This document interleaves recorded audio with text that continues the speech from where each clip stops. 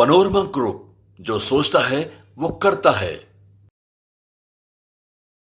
नमस्कार, आप देख रहे हैं भारत लाइव। देखिए, बिहार में नई सरकार तो बन गई, लेकिन नई सरकार के साथ साथ जो मंत्रिमंडल के विस्तार को लेकर के माहौल चल रहा था और ख़बरें चल रही थी कि नीतीश कुमार के ऊपर बीजेपी जो है वो कई डिपार्टमेंटों को, महकमों को लेकर के दबाव डाल रही है। कहीं ना कहीं उन सब बातों को नीतीश कुमार और बीजेपी ने खारिज करते हुए कल मंत्रिमंडल के विस्तार की जो नोटिफिकेशन है वो जाहिर की, वो जो है शाया किया। मंत्रिमंडल के विस्तार में देखा जा रहा है कि नीतीश कुमार पिछले 20 सालों से जो मुख्यमंत्री रहे हैं उसमें तमाम जो विभाग उनके पास शुरू से रहा है उन सब विभागों को फिर से नीतीश कुमार ने अपने पास रखा है। और कहीं ना कहीं कहा यह जा रहा है कि नीतीश कुमार ने जो गृह विभाग अपने पास रखा है उससे बीजेपी को दिक्कत हो रही है। आपको बता दें कि मंत्रिमंडल विस्तार की नोटिफिकेशन जारी होने के बाद ही सम्राट चौधरी और विजय कुमार सिन्हा दिल्ली रवाना होते हैं। वहां जा कर के अपने पार्टी के आला कमान से बातचीत करेंगे और तमाम जो मंत्रिमंडल को विस्तार करना है। अभी मंत्रिमंडल सिर्फ बजट सेशन को लेकर के विस्तार किया गया है और नोटिफिकेशन जारी किया गया है। उसमें जो विभाग मिले हैं, 9 विभाग सम्राट चौधरी और विजय कुमार सिन्हा को मिले हैं, जिसमें तमाम जो बंटवारे अभी करने हैं उनको वो आगे जा कर के वो करेंगे।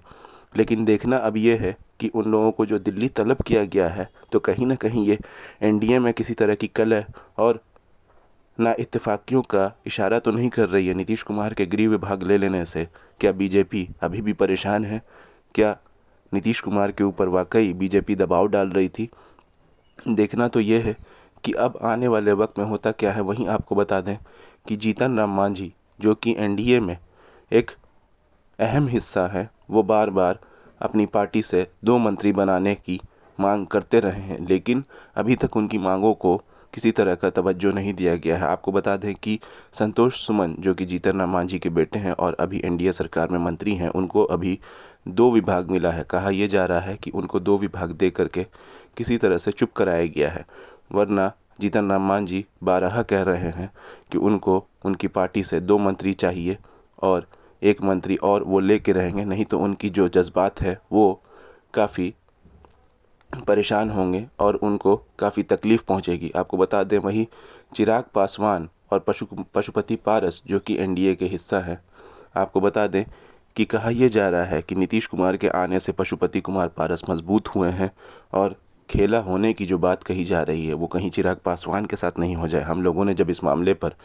चिराग पासवान से सवाल किया तो चिराग पासवान ने साफ साफ कहा कि इन सब बातों से गठबंधन को परहेज़ करना चाहिए और किसी तरह की बयानबाजी एक दूसरे के ऊपर नहीं करना चाहिए। देखना यह है कि बिहार की सियासत में सरकार तो नहीं बन गई है, लेकिन जो उठापटक चल रहा है अंदर ही अंदर, कहीं ना कहीं ना इत्तेफाकियाँ हैं जो कि सामने ज़ाहिर हो रही हैं, लेकिन किसी का बयान सामने नहीं आ रहा है।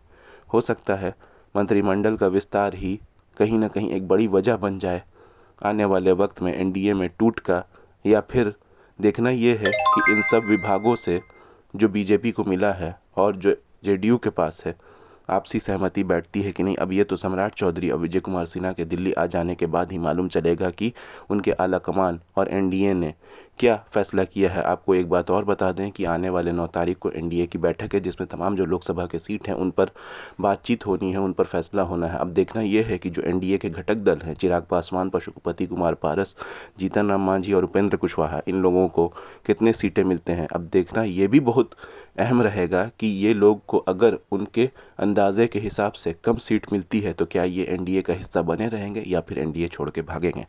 ऐसे ही तमाम अपडेट्स के लिए देखते रहिए भारत लाइव। शुक्रिया। पनोरमा ग्रुप, जो सोचता है वो करता है।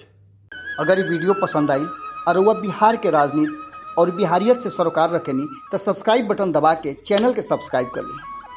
ओजे एगो घंटी बा, ओकरा बटन दबा देला से कुल सटीक और मारक खबर रुआ मुफ्त में मिल जाई। अगर रुआ पत्रकारिता के हमनी के नया प्रयोग में सहयोग कर चाहतानी तो ज्वाइन बटन दबा दी।